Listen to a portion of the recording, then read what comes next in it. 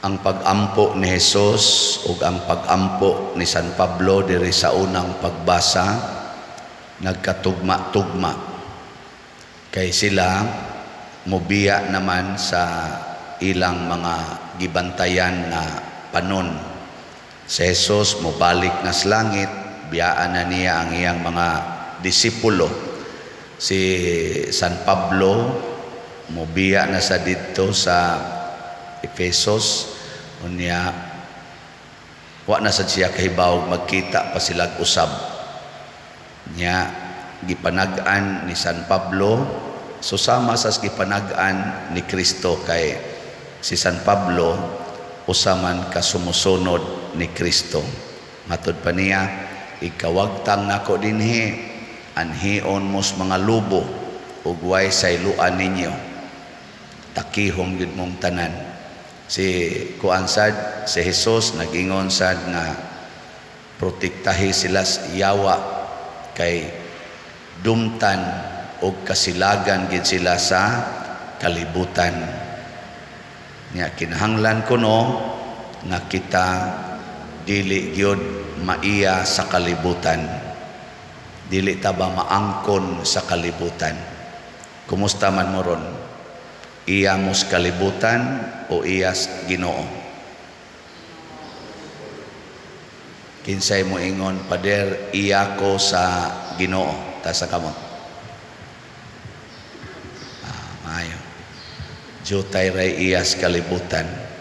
Kinsay ninyo mo ingon nga, Pader, wa jud ko mahigugma aning kwarta o mga butang sa kalibutan, ta sa kamot.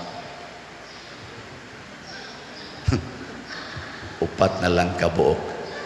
Kinsay mo ingon nga, Father, di jud ko masuko, bisag patyon pa ko og kawaton ang katanan kong mga katigayunan, apil nagpatay ang akong mga anak, di jud ko masuko. Ta sa kamo, awa na. So na siya, mauna ang atong bantayan. Kay ang yawa aning kalibutan na una, iya kang tintalon mo na yung pamaagi si yawa, ha? Ingos Kristo, protektahi sila sa yawa. Ang una, iya kang ipaangkon sa kalibutan, hayluon kaniya sa mga nindot sa kalibutan, aning mga pagkaon, dungog, kwarta, gahom, bahandi sa kalibutan mo na ihaylo sa yawa. Nya mukuan gani ka, mukubit gani ka na, so iya na ka sa kalibutan, iya na ka siyawa. Yan ingon mamo ganihan, ubay-ubay man ninyo nga murag di ko no magpaangkon sa kalibutan. Ingong yawa, di ka madadi ay. So ari na sad kas ikaduhang level. Unsa man, akong kuhaon ang imong mga kabtangan, apil na ang imong mahal sa kinabuhi. Na ya saman okay ka dili yang mingon naka di na sana mada punan pagin anako, ikaw gyud akong ipapatay, ipatorture ti ka saman okay na nimo, dili sa di na namada, oy awa na, kuha na ka siyawa. Nagiling niya imong tupad ina magpaangkon ka siyawa. Sugot ka, ang kunon ka siyawa. Mao na mga igsoon, bantayan gini natong atong pag-ampo. Maro kay ning yawa, bisan ang atong pag-ampo iyang sakyan. Kanabang the intention, ang tumong nganong nag-ampo ta, iya gyapon ang sakyan. Unsa maroy giampo nimo nga maayo imong panglawas, nga mawa imong sakit, nag-ampo ka na. Nga maayo sa sakit ang imong mga mahal sa kinabuhi, nag-ampo ka na. Bantay-bantay, basig anha ra ka kutob diha, kuha na ka siyawa. Kusog kay tanan mo ampo, Ginoo, maayo lang ta akong panglawas. Adin daghan man kayo, Pader mo palit kog slot, iampo in taon, Pader, nga maayo lang gid akong panglawas niya, wa lang gyud kagubot, malinawon lang gid among pamilya, magkasinabtanay lang gyud mi. Naku, pagka selfish. Mura gid na imong gihangyo, mo palit kag slot niya, mo na imong isukli. Kanus aghatan mo ingon, Pader, mo palit kog slot. Pero nabi ay pipila ningon ana. Mo palit kog slot, Pader. Iampo nga dili unta ko mahadlok sa sakit. Dili unta ko mahadlok sa kagubot. Dili unta ko mahadlok nga dumtan og lutoson ko sa akong mga kaubas pamilya, sa akong mga in-laws, sa akong mga igsuon nga mga daw kayo sa ilang bahandi. Dili unta ko mahadlok nga daog-daogon og labaw sa tanan, Pader. Iampo ko nga di unta ko mahadlok nga masakit og mamatay. Kana unta? Kana mo'y nindot nga pagampo? Nga di ta ko mahadlok nga matiguang, di unta ko mahadlok nga munipis ning akong kilay ug mukatag. Di ta ko mahadlok nga magluspad ning akong naong ug bangunot ug maayo. Di ta ko mahadlok nga mag-uban ning akong buhok or maupaw ning akong ulo, mga taktak ni akong buhok. Kana mo itong iampo. Ngano man, kay kung mag-ampo tas sa maayong panglawas, sa atong kasiguruan, sa atong kalinaw, aning kalibutan na nagpaangko na tas kalibutan. Wa na ta mangandoy nga mosunod sa dalan nga gisubay ni Hesus, ang dalan sa pagbiya niining kalibutan. Matod pa ni Hesus, dili sila iya sa kalibutan, sama nga ako dili sad ko iya sa kalibutan. Mao na giampo niya nga makakita ta na gilingay mong tupad. Ina zaman mubiya na kastanan. Sige, biya na ka. Dili pa. Oh, patay ka diya. Unya, kung kamao na tang mubiya sa tanan, aning kalibutana, hatagan tas Ginoo sa tanan, niining kalibutana, pagkaon, kwarta, dungog, apil panggahom, ihatag nas Ginoo, aning kalibutana. Unsa may tumong, aron atong gamiton alang sa kaayuhan sa uban. Maunay para nako pinaka-importante, kamaotang mo gamit sa mga butang sa kalibutan alang sa kaayuhan sa uban, dili alang sa kadautan. Hey, kumusta maron ang imong balay? Para ba na sa imong silingan o para imo? Sige, imo nang gamiton para sa imong silingan o para imo? Daghan kay gaaway, nas balay, halawa na'y mga agianan, piiton yung maayo ang silingan. Usahay pagani, gamiton pang bungbong sa silingan, himuon niyang kaugalingong bungbong. Kanabang wa nagi respeto ba, imbis nga distansyahan, aron makaagi, ipilit na gid hinuos bungbong. Gabantay mo, ana? Oh, na. Yang may ako nang yuta. Yuta na ako. Mga buangon kay tas tanan nya manimba ra ba, kusog mo simba ang uban. Kana kung sige na kog balik-balik kana mga sakyanan anha gid i-parking sa karsada, ana imbes nga limpyuhon ang karsada para wa nay mga matapsingan dias motor na do na rabay duha ka magtiayon nga buotan kayo dihas tayod bag-o pa lang gilubong tingali. Ito sila si sa tingan nato. Oh, kabahog family si Renia o si Oscarlito, holding hands in town, banggaan. Wa kita kayo kalibutan o unsang sitwasyon na diha mtos karsada, basig diha toy gi-parking, nilikay sila lakaw kay nang naay ga-parking wa sa ko kay bao or nilabang ba sila nya way klaro. In short, gamiton unta nato ang atong mga bahandi nga nadawat gikas Ginoo alang sa kaayuhan sa atong isig katao. Apil na ning atong lawas para nis kaayuhan sa atong isig katao. Kung gamiton na nimo imong baba sa pagpanglibak, unsa man na kaayuhan pa na, may pagdi na lang kakatingog bitaw. Kung gamiton na nimong imong kamot sa pagpangusi anang imong anak sig panghapak, may pag maparalyze ka na magana alay mong kamot, kaya di naman ka kapangusian. May kay ka mo tabi, pero kusog kay ka mamakak, sige kag sulti anang bakak, panaot anang imong silingan, may pagmaamang ka. No?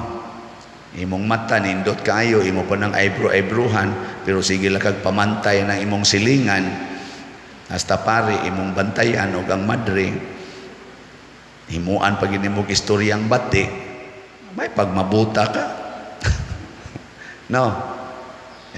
Kumusta man ron? Giyon sa ninyo paggamit inyong bahandi. Kung ang imong kwarta, imo ra ginang padaghanon, nya imo din ang pamaliton ang yuta sa imong silingan, nya imo din kuralon, wa na sila agianan, may pag mapurdoy ka. Pero na kay kwarta, imong isigig palit og slat, isigig nimog tabang, may pauntag madato pagyog ka. No? Mao na ang sikreto. So matod pa ni Kristo, i-consecrate sila. Himua silang imo gayod diha sa kamatuoran, kay ang Dios kamatuoran man. Nya ningo din si Jesus, ang imong mga pulong amahan kamatuoran. So mga igsoon, ang pagpuyo aning kalibutan na kinahanglan gyud pinasubay sa kamatuoran. Unsa may kamatuoran, ang gauna gyung kamatuoran nga mamiya kita aning kalibutan na nga dili ta iya sa kalibutan. Mamiya ra gid ta.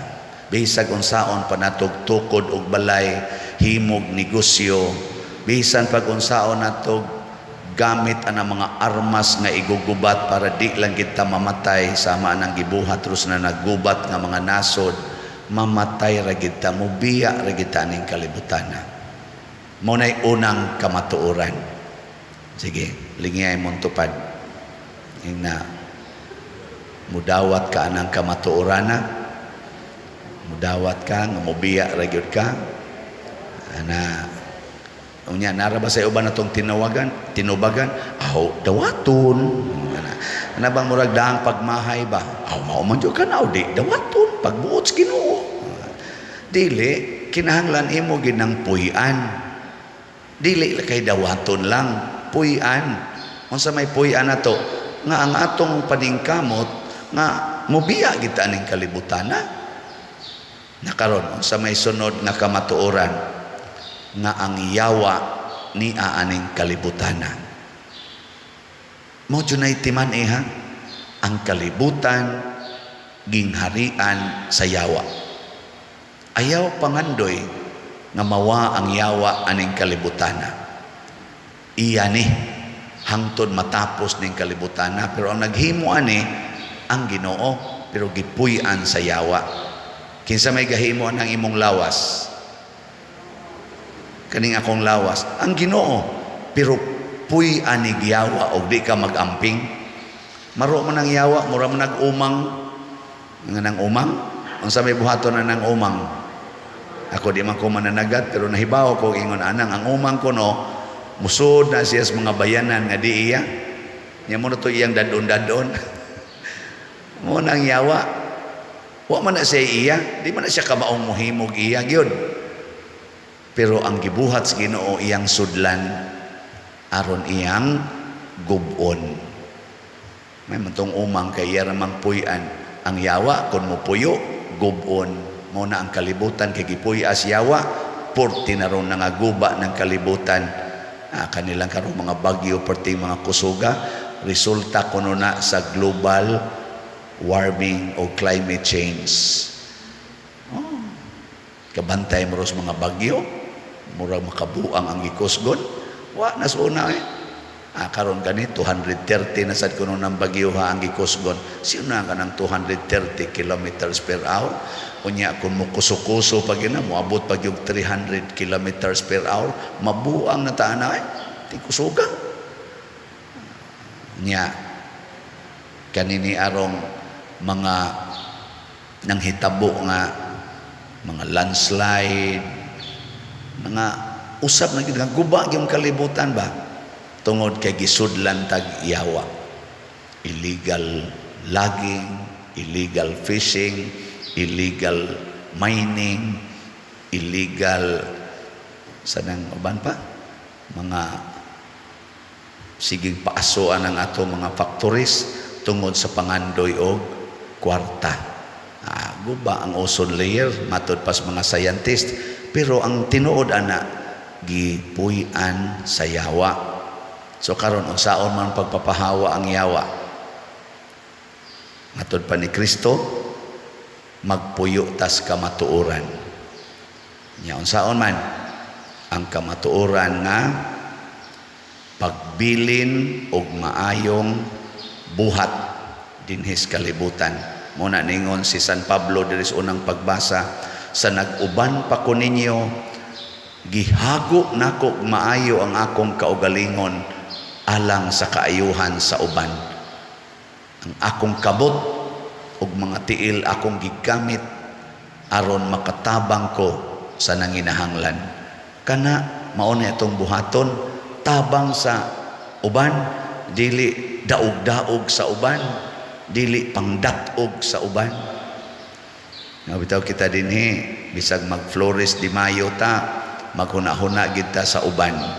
Muna karon Pitsa 28, karong Domingo hinaut unta nga ang bagyo, Bernes ra ba kuno na moabot.